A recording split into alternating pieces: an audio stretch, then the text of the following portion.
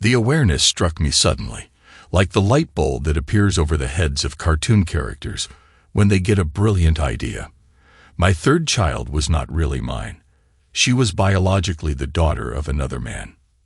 I was on the phone with a representative from genealogygurus.com, trying to find out why my daughter's DNA test result hadn't been processed after 10 weeks.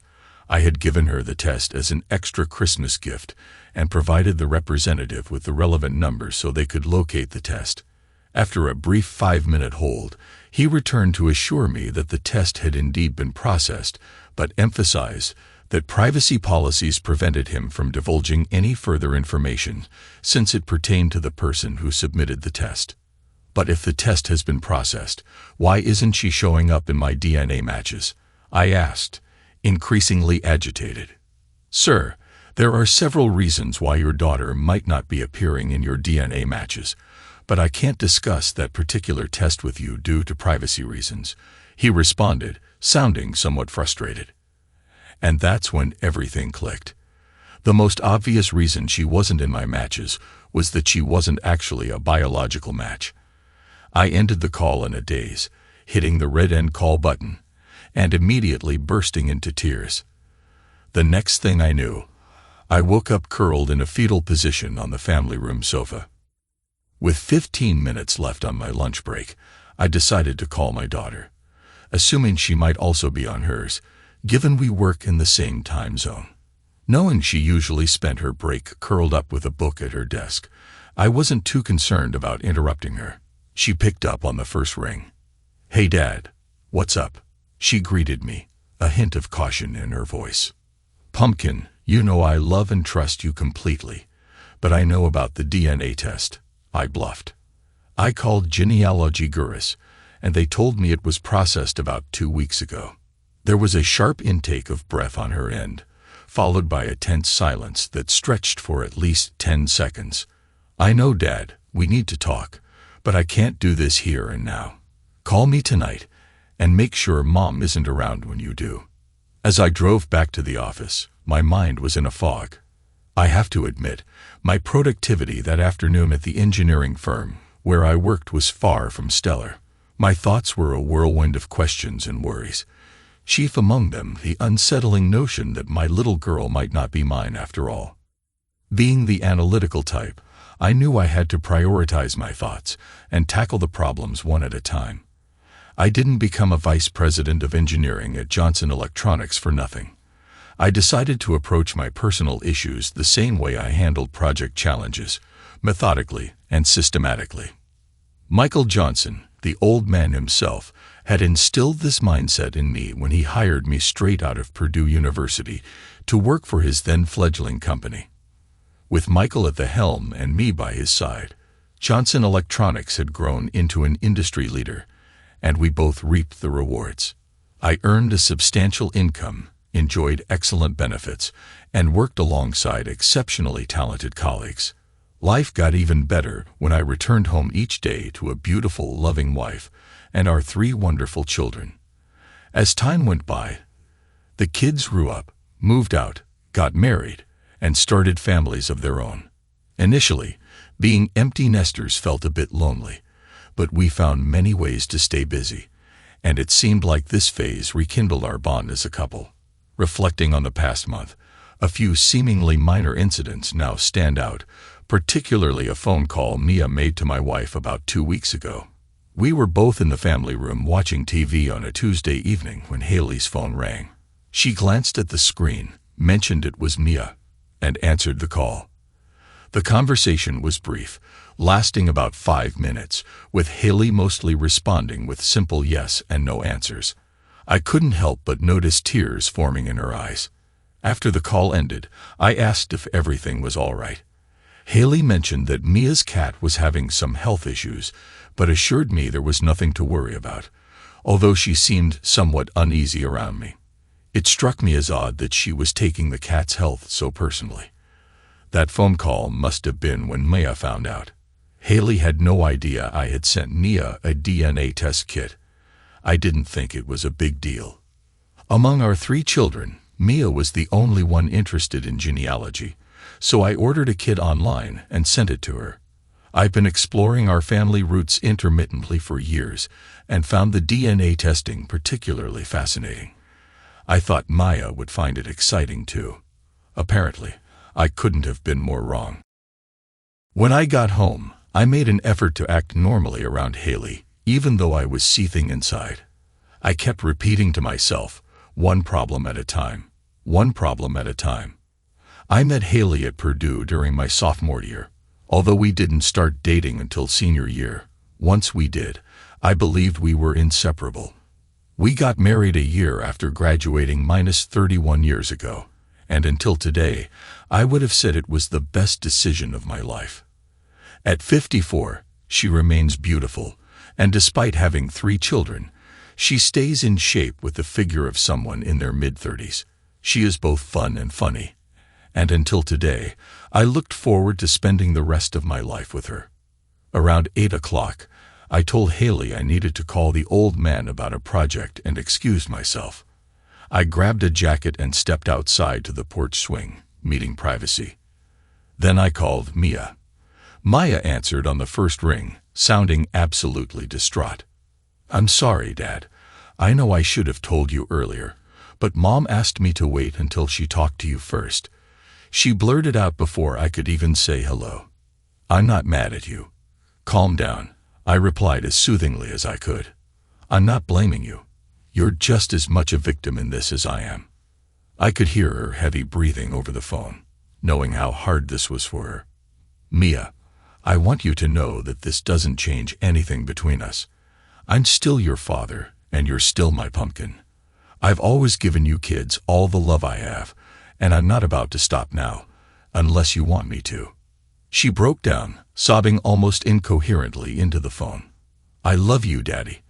I don't want anyone else but you. That's my girl. I hate to put you in a tough spot, but you're my best hope for understanding this DNA situation. We'll leave the other issues aside to avoid any conflict. I just need to know, did you find any DNA matches?" "Yeah, Dad, I did," she sighed. "Lily Torres showed up as my half-sister. Lily, Uncle Daniel, and Aunt Bella's Lily." "Oh, holy crap. I'm sorry, Daddy," she said softly. "It's not your fault, Pumpkin. You never need to apologize to me," I reassured her, trying to stay composed. This revelation meant that Daniel Torres, Uncle Daniel to my children, appellate court judge Daniel Torres to everyone else, was Mia's biological father. Dan, that implied my wife had an affair with him when he was still with the law firm Gui Howe and Associates. This went back at least 25 years, considering Mia was 24 years old now. At that time, Haley would have been his administrative assistant. Daniel left the firm a few years later to become a state judge and moved to the capital, where his career really took off. Haley, on the other hand, chose to stay with Gui Howe, eventually becoming the office manager. During the years they worked together, Daniel and his wife Bella became such close friends that our kids called them uncle and aunt, and their kids do the same with us. Several times, when I was away on business trips, Haley and the kids would spend days at Daniel and Bella's lake house. Oh, Dan. The kids had often mentioned Aunt Bella taking them places, but never mentioned Uncle Daniel or Haley being with them. I hadn't even thought twice about it. Goddamn. I must have zoned out, because the next thing I knew, Maya was calling me, "Daddy, Daddy." "Sorry, Pumpkin. I got lost in my thoughts. Thanks for your help, kiddo. Tell Joseph I said hi." "Wait, Daddy, what are you going to do?" It was a fair question, but I didn't have a clear answer, so I told her straight. "I'm not sure, kid." "Well, just don't go and do something incredibly stupid, Dad. A little stupid is fine, but don't get yourself arrested or anything." I hadn't considered shooting Haley until that moment, but I promised Mia I wouldn't get arrested, so that option was off the table. I never break promises to my kids. Reassuring Mia about our relationship was my top priority, followed closely by discovering who Haley's accomplice was. The third task was initiating the divorce process by finding a new attorney. since my current one was with the same firm Haley worked at. That arrangement was clearly untenable. Once I secured a reliable lawyer, I'd tackle the issue of the future ex-Mrs. Clark Miller. At home, the atmosphere was frosty. Whenever we were together, Haley chattered incessantly, possibly from nerves. She seemed to be putting in extra effort to keep me happy, maybe hoping to soften the blow when I eventually found out. Who knows? But there was a palpable distance between us, and she certainly wasn't going to break the ice. I met with an attorney about a week later. When he learned my wife was the office manager at Gui Howe, he looked visibly uncomfortable, so I moved on to the next one on my list, a confident young woman in her 20s who just smiled when I mentioned Haley's position at Gui Howe. That's exactly the kind of unflinching attitude I needed, someone who wouldn't be intimidated when one of Gui Howe's top attorneys stepped in to represent my wife. I began recounting what little I knew about the cheating debacle, starting with the bombshell discovery that my youngest child wasn't mine biologically and belonged, in fact, to Judge Torres. "Appellate Court Judge Torres?" asked my attorney, Avery Young. "Yes, the very same," I confirmed, watching her expression closely to see if I needed to find new legal counsel. "This should be interesting," she remarked, before directing our attention towards breaking down the financials. Given that both my spouse and I had stable jobs with pensions and solid benefits, Avery recommended a straightforward approach. Divide the joint assets equally, keep our respective pensions, and sell a house. This would leave both parties in a comfortable position, though I would fare slightly better due to my higher income and superior pension.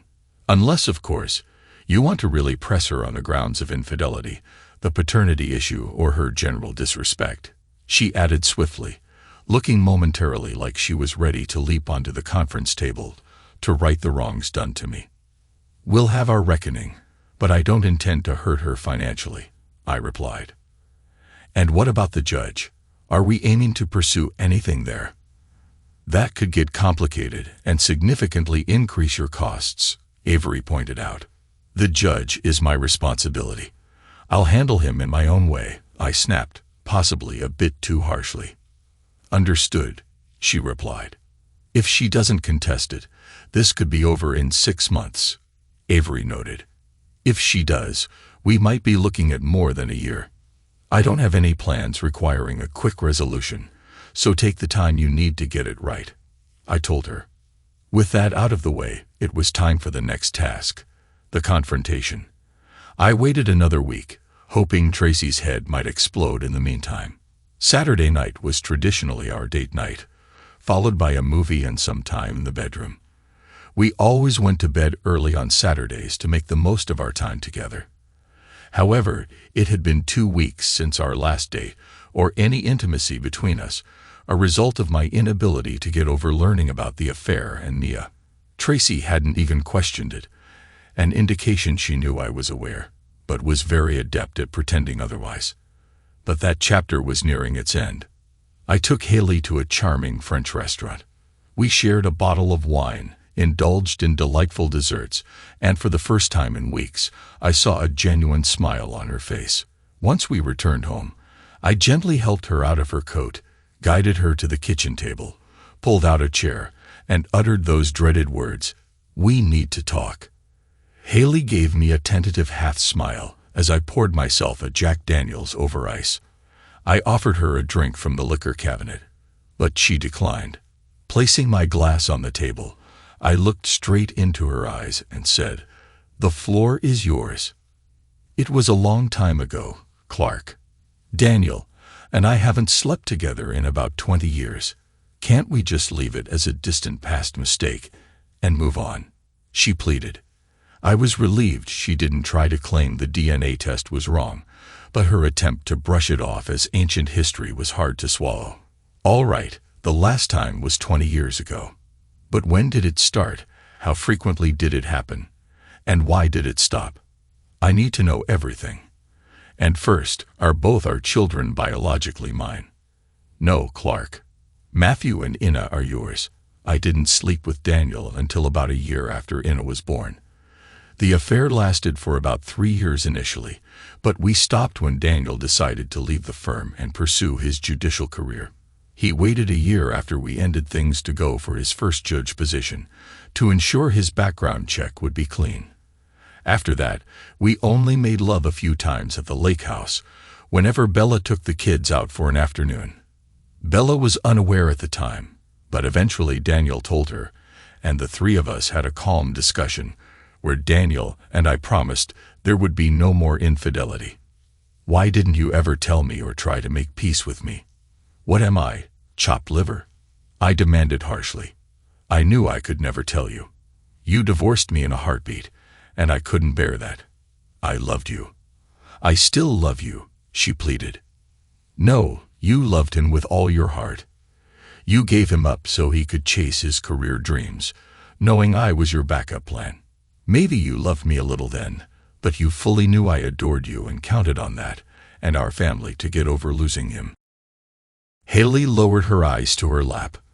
The painful truth hung heavy in the air, and I could see she knew I was right. And what about Mia? You knew not using protection could have consequences, and it did. I thought that with both of you having brown hair, brown eyes, and light skin, no one would suspect whose child she was. When she came out looking like me, I figured there was no reason for concern until you sent her that DNA test. I honestly had no idea before then. So this is my fault? I asked incredulously. No, Daniel, and I talked about the possibility, but I assured him he didn't need to worry since you and he shares similar physical traits. As far as I knew, he was still unaware, but I'm sure Lily has informed him by now. I haven't had any contact with him for at least a couple of years, ever since Mia's wedding to Joseph 2 years ago. Well, regardless of what anyone knows, Mia is still mine in my eyes, and that's what I told her. I'm listed on the birth certificate. I raised her. I love her. She's mine. Daniel better not get any ideas, and if he calls, you better set him straight. And by the way, I'm having DNA tests done on the other 2 kids as soon as possible. Clark, Haley hissed. I already told you they are yours. And why should I trust you? I snapped back. Haley was visibly shocked by my sudden lack of trust. It also clearly distressed her that I'd have to explain her infidelity to the other 2 children. No one wants their own kids to see them as unfaithful. So how often were you 2 together, and where? Finish the story for me, I demanded. We didn't plan this, Clark. It just happened. We spent so much time working together, then became friends, and it developed from there. He was kind, considerate, witty, funny, passionate. You know the man, and we connected deeply. But because we both loved our spouses, we kept it minimal and usually met outside the city. No, we never met here or at his home. That would have been wrong on many levels, she explained. But that didn't stop you 2 from hooking up a few times at the lake house after the supposed end of the affair. While Guinea was out with the kids, I said loud, pondering. No, it didn't, she whispered, but I swear we haven't been intimate since then. And Bella knows all of this and has forgiven both of you. I asked, shaking my head in disbelief. Yes, I told you, Haley replied. I don't think I can, I exclaimed, my voice raw with emotion. Clark, we know what we did was wrong, but it ended over 20 years ago. You were never hurt by it at the time, so can't we just return to how things were a few weeks ago? You were my loving husband, and I was your loving wife. Nothing has to change. But it already has changed, Haley, I replied. I've spent the last 3 weeks questioning what I did wrong for you to fall for someone else, and doubting if I could ever fully trust you again, let alone continue our marriage. I gave you my entire heart, but you treated it like an occasional accessory. This wasn't supposed to be a marriage of convenience. It was meant to be an all-consuming, unconditional love. Haley started to cry. Normally, I would comfort her, but this time, I felt different. I moved to the family room and turned on the TV, leaving her at the kitchen table. That night, we shared the same bed, but for the first time in ages, we didn't cuddle. I kept as much distance as the queen-size bed allowed and stopped her from moving closer when she tried. Her face reflected shock and pain, but I remained indifferent. The next morning, Haley made a nice breakfast. As we ate, I brought up the subject of divorce. The affair was over 20 years ago. You didn't even know about it then. It's in the past. Let's just move on, she nearly screamed. Wrong is still wrong, no matter how long ago it happened, I yelled back. You deceived me, lied to me, cheated on me, and shattered my trust. Those are not issues that expire with time. I got up from the table, leaving half my plate untouched, and went outside to mow the lawn. That would be the last time I spoke to Haley until dinner on Wednesday, when she informed me that Bella Torres would be joining us for the upcoming weekend. I wasn't thrilled about it, but Bella and I shared a deep history and a common experience of betrayal, so I felt I owed her a conversation. Bella arrived at 6 p.m. on Friday after a 2-hour drive from her place, but she didn't bring Daniel with her.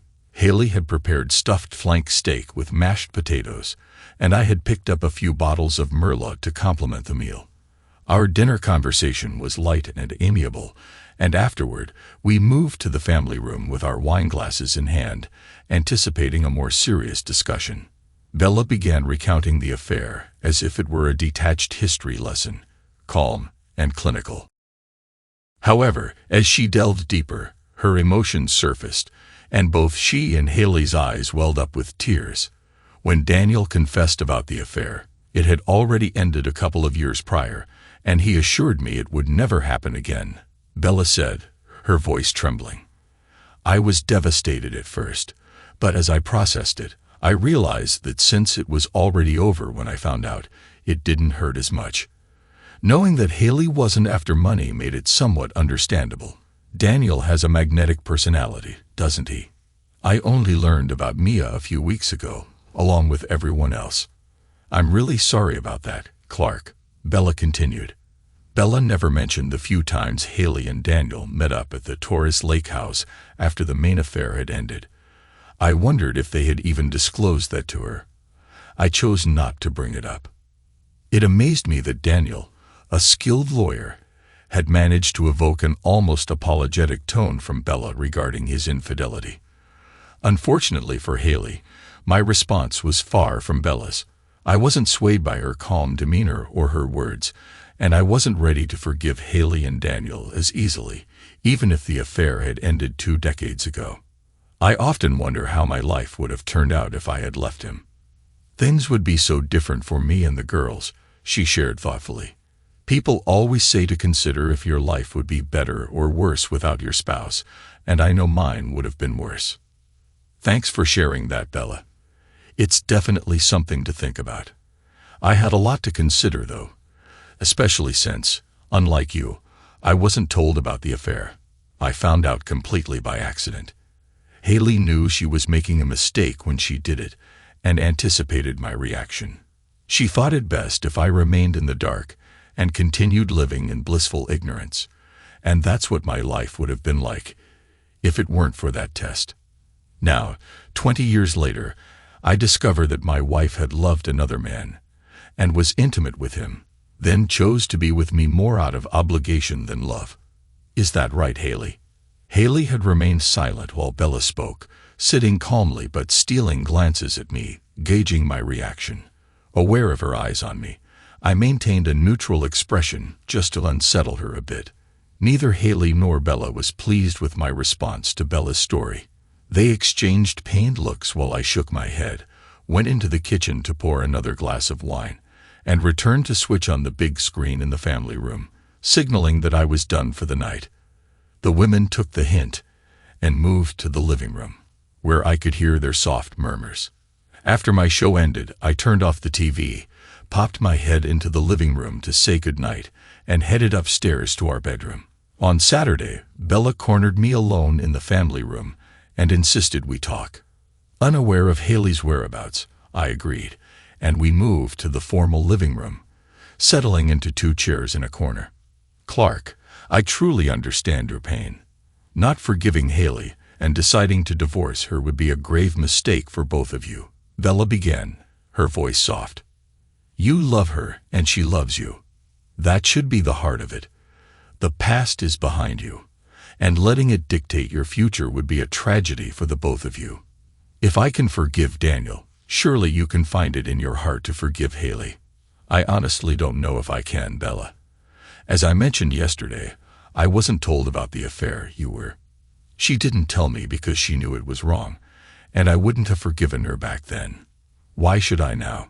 She deceived me for 2 decades, hiding her affair all this time. How can I ever trust her again, let alone forgive her? I shook my head and left the room, walking past Haley, who stood in the hallway, her eyes full of apprehension. She knew what Bella and I had discussed. My expression alone told her I wasn't changing my stance. Dinner that Saturday night was a silent affair. The women attempted small talk, but I wasn't interested. I barely spoke 3 words throughout the entire meal. After a quick thank you, I grabbed my jacket and headed out, telling them I'd be at Malone's, my preferred spot for a quiet drink. Arriving at Malone's, I noticed Jane, the bar owner, chatting with some customers in a far corner. Instead of my usual seat at the bar, I chose a solitary table, feeling wretched and apparently looking even worse. Mary, the bartender, brought my usual Crown Black on ice and remarked how I seemed like I'd just lost my dog. Not my dog, just my marriage, I replied with a bitter chuckle. Mary then whispered something to Jane, who promptly made her way over to me, excusing herself from the other customers. She sat down across from me. All right. Superman, spill, she said. Jane was around my age, a robust woman of Irish descent with a mane of red hair and a freckled face she wore proudly. She was tough as nails, but just in case anyone decided to challenge her, her husband Jake was cooking in the back. A towering figure at 6'3" and 280 pounds, he was a former Marine drill sergeant. Malone's was generally a peaceful place, but bars can sometimes get rowdy. I remembered one incident where a guy mouthed off to Jane. When she pushed back, he didn't back down. Jake took him out with a single punch and pinned him to the floor until the cops arrived. Jane always called me Superman because my name reminded her of Clark Kent. She used to tell everyone that while I was a nice guy with a good job, they wouldn't want to see me angry. We had a lot of laughs over that. I had been coming into Malone's for 20 years, sometimes with Haley, sometimes alone, sometimes to eat, and sometimes just for a drink. Jane and Jake got to know both Haley and me very well. Jane could read people, me included, like an open book. She was like the sister I never had. Haley and I are done. I blurted out finally. I hadn't told anyone before, and it felt like a weight was lifted off my chest. I found out she cheated on me with her boss about 20 years ago. Not just once, not just several times, but for 4 years. And my youngest, Mia, turns out she's his. And Haley thinks that because it happened so long ago, and I didn't know about it at the time, I should just accept it and move on. That cheating bitch, Jane exclaimed. How dare she?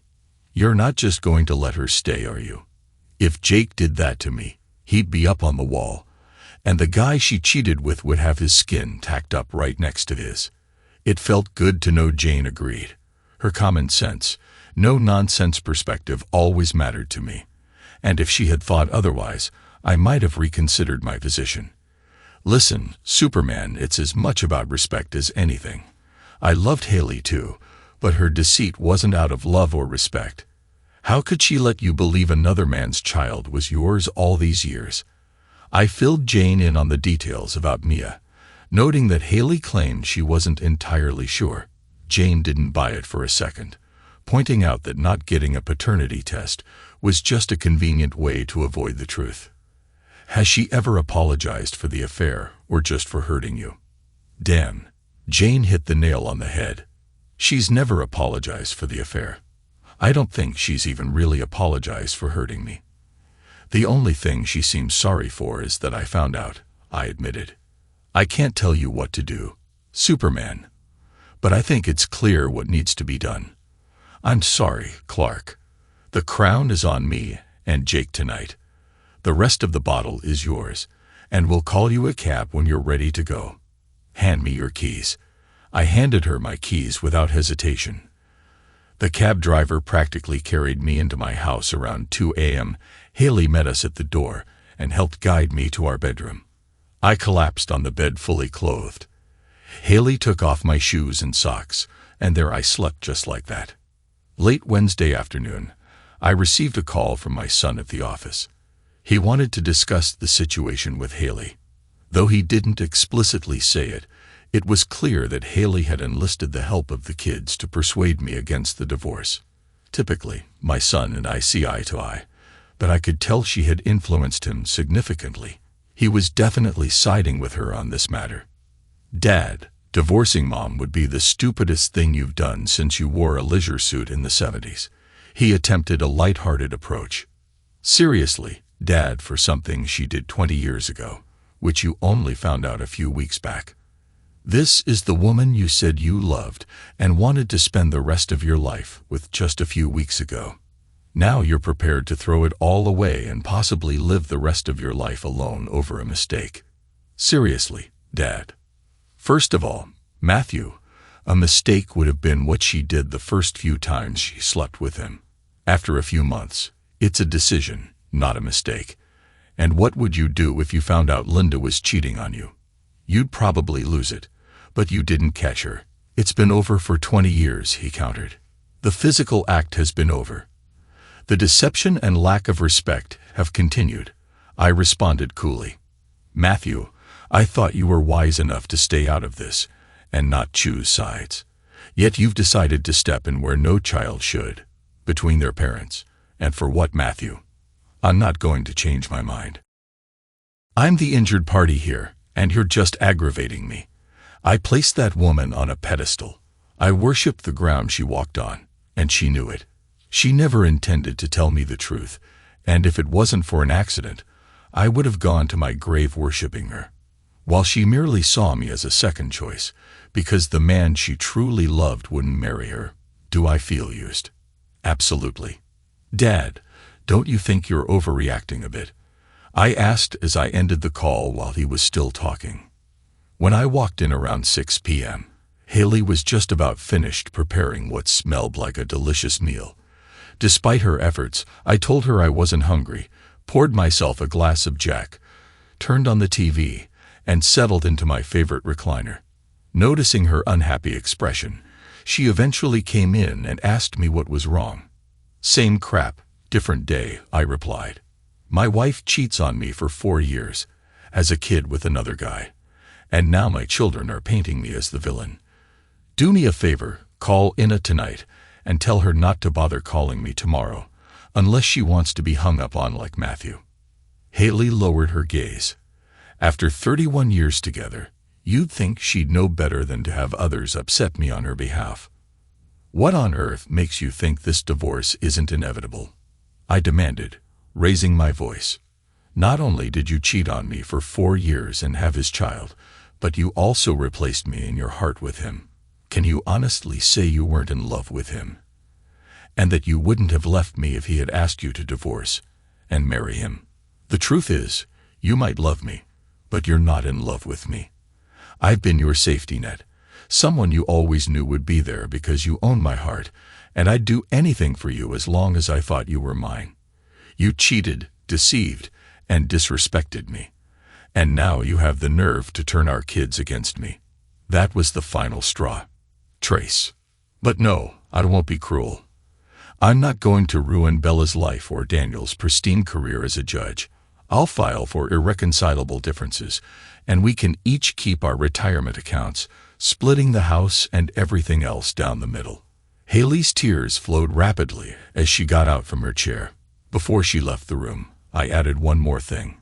You've never apologized for cheating. Probably because you're not actually sorry. The only thing you're sorry about is that I found out, isn't it? I spent the rest of the night with my bottle of Jack, seeking its familiar comfort. The following day, I contacted my attorney and asked her to expedite the preparation of the divorce papers. She informed me that I could review them the next Tuesday, that it would be ready by Wednesday, and Haley could be served by Thursday. I requested that her server come to my house on Friday evening, as I wanted to be present when Haley was served.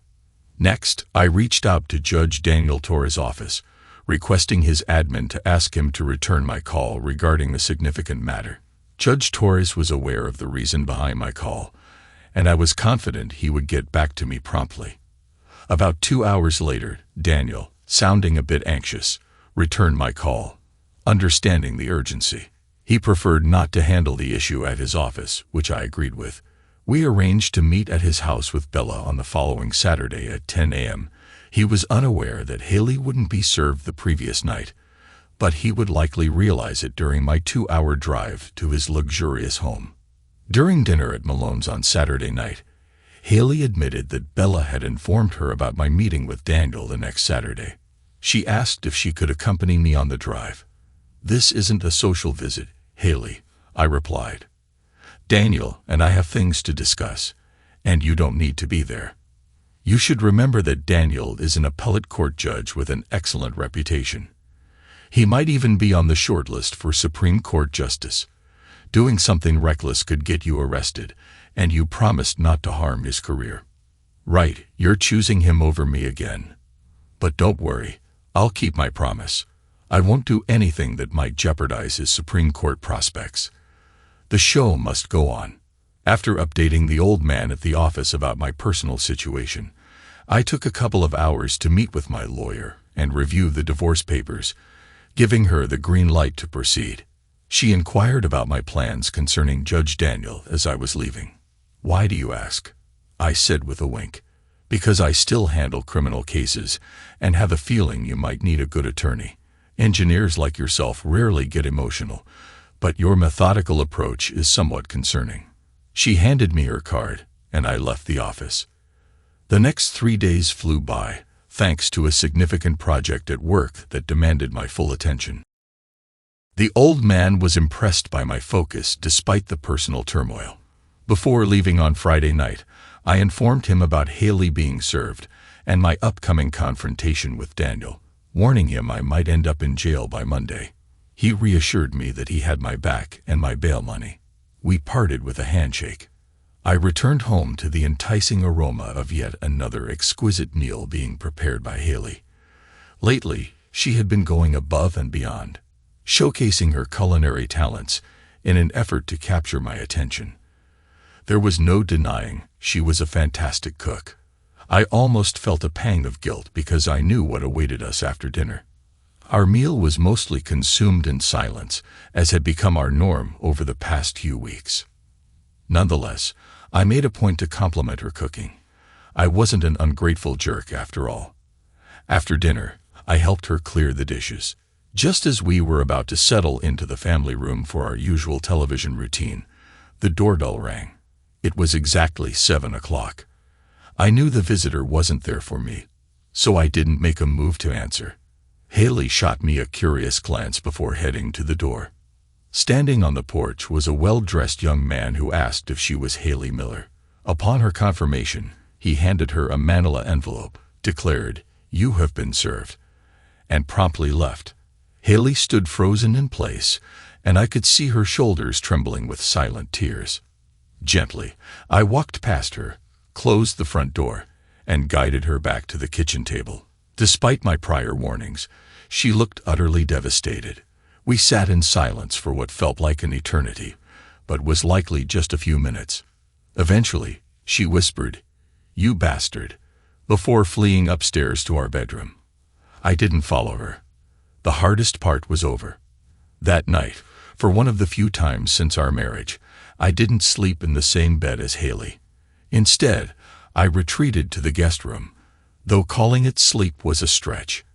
I had made the final break from the woman who, until a few weeks ago, had been the light of my life, my soulmate, my everything. Despite everything that had transpired, we had still shared the same bed, perhaps neither of us wanting to be the one to disrupt that last semblance of normalcy. But now in my mind, it was truly over. I got up, took a shower, and quietly slipped into the bedroom to gather my clothes, careful not to wake Haley and risk starting something. Without checking if she was awake, I grabbed my things and left. I opted for a casual look, a collared shirt, a decent pair of Levi's, and my custom metal-tipped cowboy boots, which I had made when visiting our son in Dallas. I left earlier than necessary to avoid being late for the meeting. If I arrived too soon, I could always pass the time at a coffee shop, which is exactly what I ended up doing. Promptly at 10, I stood on Daniel and Bella's porch and rang the bell. Bella, looking as beautiful as ever but clearly nervous, opened the door. "I'm sorry it has to end like this," I murmured as she leaned in for a hug. She didn't respond, just took my hand and led me to the den where Daniel's mementos and photos were displayed. Daniel was sitting in his favorite recliner, but stood up as we entered. "Hello, Clark." "Hello, Daniel." Bella, now appearing downright scared, quietly exited the room. We stood about 6 feet apart, gazing at each other. Once, Daniel had been like an older brother to me. We were that close. He was 2 years older and about the same size, though 20 years of a comfortable lifestyle had added around 30 pounds to his frame, much of it in his round belly. We had shared dreams and hopes, celebrated together, and fished and hunted side by side. I was proud to call him my friend and admired his rise in the judicial world. But now, standing before me, assessing me with his eyes, he was no longer a friend but foe, the man who had stolen my wife's love, impregnated her, and destroyed my life. Rage surged through me. "You'll win my wife's heart, you bastard," I shouted. "And you get to keep your spotless reputation because I promised Haley I'd never tell anyone about this. And I keep my promises to her, but you're not keeping your balls." With a sudden burst of anger, I took a quick step forward with my left foot, then planted my right, and drove it forward and upward like kicking for a 50-yard field goal, his testicles the target. Daniel reacted even slower than I had anticipated. My metal-tipped boot struck accurately and forcefully. He let out an animalistic yelp and collapsed, clutching himself and squealing like a hunted pig. Bella rushed into the room, saw her husband writhing on the floor, and hurried to his side. He continued to scream in agony, beyond any comfort she could offer. She looked at me, distraught. I pulled out my cell phone and dialed 911. "There's been an accident at Judge Daniel Torres' house," I reported. "We need an ambulance at this location." I spun around and headed for the door, but just before I reached it, Bella caught my right arm. Bracing myself for a potential outburst, I was surprised to see a calm expression on her face. She hugged me tightly and whispered, "Thank you. We know what we have to do." I returned her embrace, stepped out of the house, got into my car, and drove home, comforted by the certainty that the cops wouldn't be coming for me. Bella understood completely, and would explain it to her husband when he could think more clearly. The drive home felt liberating, perhaps even more than the swift kick I delivered. After months of having my heart shattered daily, I finally felt free. It was strange, but once I accepted Haley's betrayal, her hold on my heart weakened. I could finally think clearly enough to do what was best for me. It might not have been the ideal solution for everyone involved, but sometimes you have to prioritize your own well-being. After all, that's what others had done for the past 20 years, so why shouldn't I start now? Although a part of me would always love Haley, I wasn't going to dwell on the affair anymore. It was neither my doing nor my choice. It was time to move forward. When I got home, I went down to the basement, grabbed a couple of suitcases, and headed up to our bedroom. Haley, sitting in the family room, followed me upstairs. "So this is it then?" she asked. Just like that. 31 years and out the door. "Haley, I'm sorry that you're so absorbed in yourself that you can't see how you wronged me. How you stole 24 years of my love with your deceit. You can't see it, and probably never will. But I've made peace with it, and I don't hate you. I don't even hate Daniel, though right now the poor guy probably thinks so. I'll make my peace with Matthew and Inna sometime in the future. You might consider making your peace with Mia as soon as possible. The poor girl's a mess. Sign the paperwork, Haley, and let's get this done. I'll get the rest of my stuff out of here in the next few days. I don't think we need to talk anymore. If you have anything else to say, I've put my lawyer's card on the kitchen table." She stood there in shock, tears in her eyes but unable to speak. I picked up my suitcases, went downstairs, and loaded them into my car. I went back inside, grabbed a few more belongings, and left. 31 years, just like that. Epilogue. I was wrong. Daniel managed to save one of his treasures after all. It required extensive surgery and months of rehabilitation, but they were able to salvage one of his jewels. I learned about it from Mia, who was contacted by Bella trying to reach me. Bella didn't have my phone number, and the rest of the family refused to inform me. In fact, none of them have spoken to me in the 8 months since it happened, but I've come to terms with it. The official story is that Judge Daniel fell heavily against the corner of his ornate desk in his den, injuring himself severely, and then made it worse when he hit the floor. The press called it a home accident, to keep it discreet, and didn't mention it was a genital injury. He received a lot of sympathetic media coverage, which likely won't hurt his chances for a spot on the Supreme Court shortlist. Haley signed the divorce papers within a week, and it was finalized last week. The house is set to be auctioned off. Haley hasn't reached out to me since I left, nor have Matthew and Inna. It looks like I won't be getting an invitation to the family Christmas dinner, wherever it ends up being. Starting from the new year, the old man will be handing over control of the company to me as he retires. The deal is that I have to run it for 7 years before I can retire with a substantial golden parachute. He plans to sell the company by then, and I'll receive 10% of that transaction as well. I've begun to venture out socially, essentially dating again. After being married for so long, I'm slowly relearning the ropes. Word about the divorce spread quickly, and a few divorced friends have reached out to gauge my interest. Surprisingly, 2 or 3 of Haley's divorced friends also called, expressing shock that she let me go. I have to admit, that was a nice boost to my ego.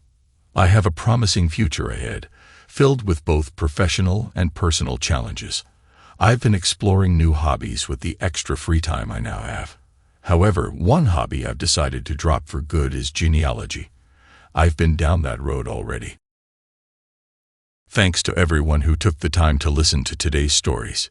If you enjoyed it, please consider liking and subscribing if you haven't already. Feel free to share your thoughts on the events in the comments below. Take care.